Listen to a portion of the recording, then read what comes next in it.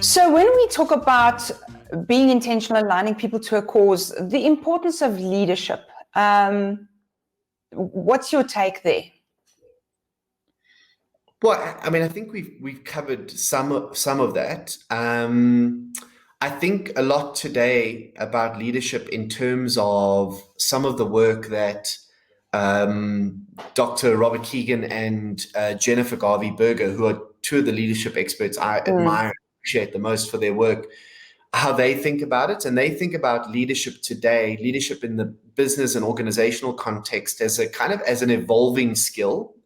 A lot of what we think about in terms of leadership is quite prescribed, and a lot of it based on decades worth of thinking, experience, writing.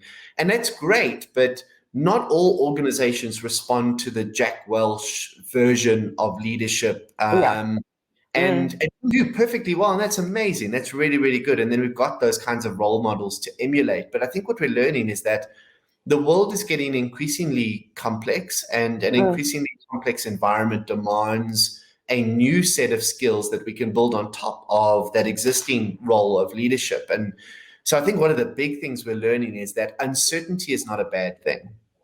Being comfortable with not knowing is it's a really good characteristic of progressive modern leadership. But not knowing and not doing anything is useless. Not knowing and then having an intention around discovering within a predefined parameters or values, going, this is the way we're going to explore this new thing or this uncharted territory or this new topic, because we already have this kind of bowl in which we can put that stuff. I used to talk to my team about the table. Like, this table, you can do whatever you like on the tabletop. Like, you can have complete free reign, but just understand that this business has boundaries. And if we go over those boundaries, and those boundaries are X, Y, whatever they might be. And we use our values to describe the boundaries of the table. But on the tabletop, do whatever you want. Be as creative as you can be. It's I just think it's important to have freedom and boundaries in kind of a creative balance. Parameters, if you like. So Keegan and Jennifer Garvey Berger, they talk about 5 stages of adult development as applied to leadership. And what they talk about in terms of being the quintessential modern model for leadership is something called the self-transforming leader. Leader who is able to hold conflicting ideas in balance, is able to occupy in a very empathetic but very principled way the perspectives of other people and still be decisive and confident and deliberate. And it's a very powerful idea of a brand of leadership that I think the world today needs, because we've become so incredibly polarized. Whether you're talking about politics, media, belief systems, or even if you're just talking about the way we operate in business, it's kind of very much your way and my way. And I'm like, hold on, there's another way, and it's probably the right way. And I think more and more the types of leaders that are succeeding are those that can say with confidence, I'm not entirely sure, but I'm sure I need to find out. And I'm sure we need to find out. And this is the way we find out. And when we can do that together, then we become better, stronger, more capable, and this business becomes more valuable because of it. But that's hard. It's really hard stuff. Like, it's much easier for me as a leader to go, this is what I stand for. These are my values. This is the type of leader I am. This is my vision for the business. Now let's go. Come, everybody, let's go. And that's a style of leadership, but it has its limitations as well. And it has its inherent weaknesses. And I guess what we're trying to do now is build we would call that the self-authoring style of leadership. What we're trying to do now is move people from a self-authorizing or socialized style of leadership towards a self-transforming, thinking of themselves as a work in progress, as an evolving part of the organizational ecosystem, and thinking of value in the same way. So am I right in understanding that to some extent? I know sometimes leaders have to make a call and that's it. But in general, what I hear you saying is that there is very little right and wrong. There's a whole lot of gray in between, and we need to almost play in the gray and then get to a decision from there. Well, no, I think there is right and wrong. The answer to the question, should we pay our taxes or not, should probably be yes. Like there's, there's certainly within the societal construct or the legal constructs within we operate, there are quite clear rights and wrongs. And then there are, I think, quite clear rights or wrongs that revolve around the principles of our organization, right? So a big theme in Cerebra was initiative, right? The idea of constantly looking for opportunities to go beyond your job description to add value to people. That became a right or wrong thing in our business, although in another business it might have been something that would have been dissuaded. And then I think over and above that, there is spaces where we don't know, and when you're in a space where you don't know, I'm suggesting the best approach to that is not to pretend that you know, not to pretend that you're right. Yes. Which is something that kind of an older version of leadership encouraged us to do, is that, even if you don't know, pretend that you know.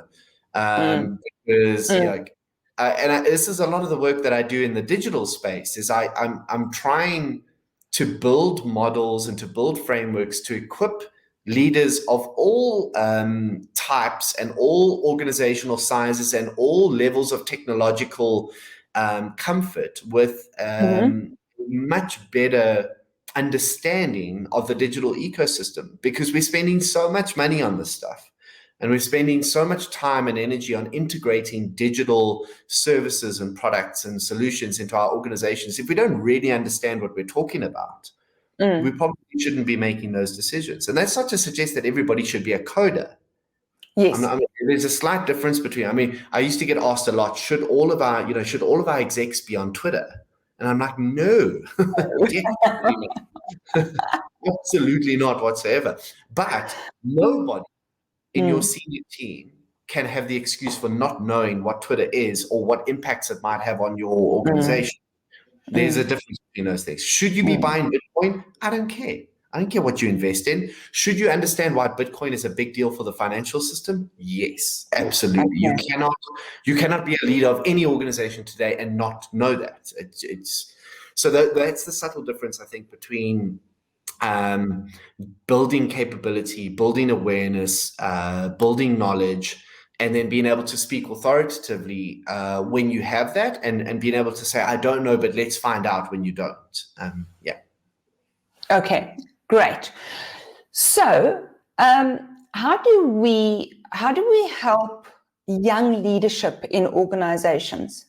I'm just thinking, there's this beautiful gap that we have between sometimes the more traditional leadership, the, fake it till you make it types that you were talking about now. And I was like, never admit that you don't know something. And we're bringing in a new level of emerging leaders. And my concern is that, we don't want them to fall into the same trap, because these are different times. Do you have a thought around how do we close that gap?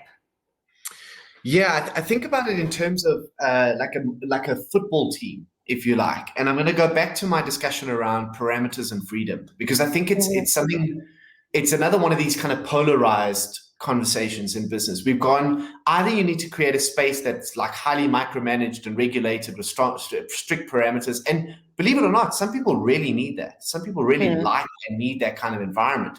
Please tell me what to do. Tell me how to do it, and tell me when you want it done by, and I'll do it, and I'll do it brilliant. And we need those people. Like, don't dismiss the value of those types of personalities and organizations. And then other businesses will be like, no, we're a flat structure and everybody kind of sits where they want and does their. That's also great. There are some people that love that. The problem is that the people we spoke about before, who are really important to an organization, die in that environment. They literally can't cope. It's oppressive and diminishing to them. So I think it's less about structure versus freedom and more about freedom within structure. So if you think about a football team will have a very defined playing area and very defined rules of the game. And right up front, the manager will say, this is roughly the kind of team, I can't think of the right word here, team formation that we're going to play. We're going to play a 4-4-2 in this particular match, or we're going to play a 4-3-1-2, or whatever it might be. But within that structure, we really want you to express yourselves. We really want you to be creative. not at the expense of the team, but you have talents, you have gifts, clearly blessed with an ability to do this, this, and this. Not everybody's going to be a striker, not everybody's going to be a defender, but as those people, we really want to give you the space to be the best version of that thing that you can. However, you can't do that on the field next door because the game's not happening there. You still need to be on the field. And you can't slide into a dude with your boots up and your studs up because that's illegal. We don't do that, and you'll get a red card, right? So the broad parameters need to be there. And for people that have, I think, a preclusion and a desire to be in that kind of structure, they can do that and they can align themselves, kind of connect themselves to that structure. But you need to find the balance between the two. And I really do believe that this is, over the years, organizations have kind of fluctuated between these two things: absolute freedom, absolute or kind of totalitarian autocracy style environment. Command and control. And I think it's a bit of both. It's you need to be able to cater for the entire team and team real and team football in that environment. Some people are going to be stars, and some people are just going to be journeymen who just do their thing and make sure that they don't mess up from one week to the next. That's fine. We need all of those people in a good team. So what is the most important thing? I mean, obviously we spoke about intentionality already, but what else is important that you think leaders don't always get about how to ensure performance in businesses? I think there's two things, and I'm gonna misquote this horribly. I was privileged enough to sit with some of the Goldman execs a couple of years ago when you could still go overseas, and they were talking about what culture means to Goldman Sachs, and they spoke about this idea of ritual and repetition, and how important those are to culture, especially in an organization of the scale of a business like that. It's one thing trying to get an office of 50 people aligned. It's another thing trying to get 100 offices of 50,000 people aligned. And they spoke about the importance and the kind of human value of ritual, and how much even the most maverick employees need that kind of pattern and that kind of that muscle memory to connect themselves to.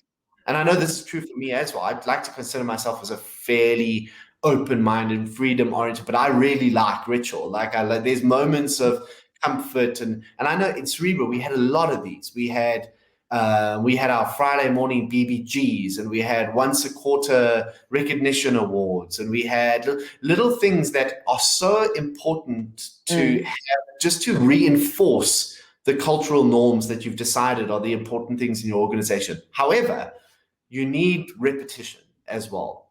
So the other way I used to talk about this in Cerebral was communication and consistency. So communicate what's important, but do it consistently.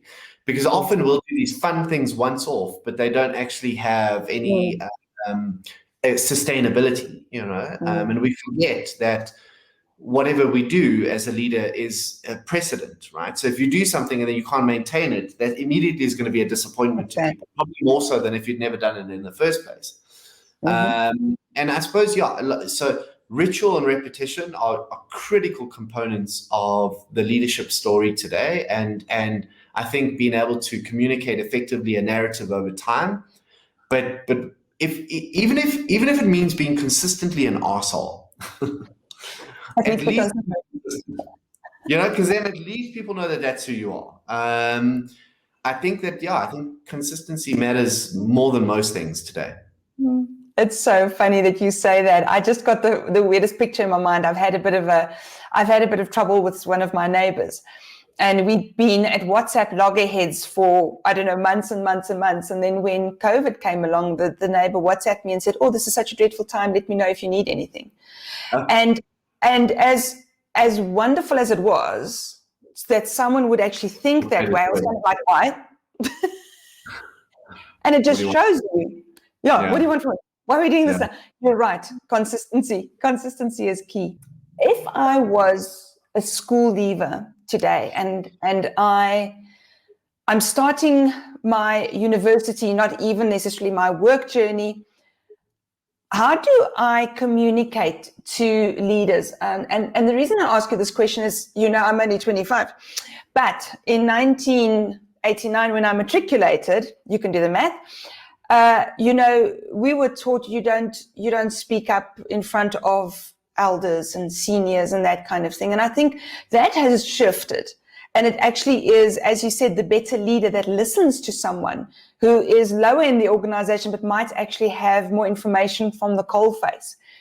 How as someone junior, how do I approach a leader? How do I, make sure that communication is effective?